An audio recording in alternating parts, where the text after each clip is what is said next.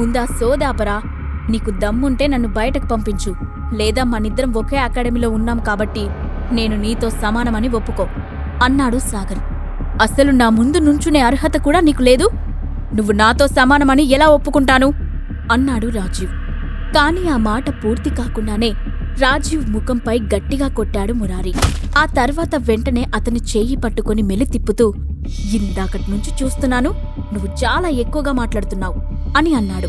మురారిగారు, నన్ను వదలండి, నేను చెప్పేది వినండి అని తన చెయ్యి విడిపించుకోవడానికి ట్రై చేస్తూ అన్నాడు రాజీవ్. ఏంట్రా నువ్వు చెప్పేది? సాగర్ గురించి ఇంకొక మాట మాట్లాడావో ఏం చేస్తానో నాకే తెలీదు అన్నాడు మురారి. మురారిగారు, మీరా వేస్ట్ ఫెలోగాడికి ఎందుకు సపోర్ట్ చేస్తున్నారు? నొప్పిని భరిస్తూనే అన్నాడు రాజీవ్. చెప్పింది వినపడలేదా?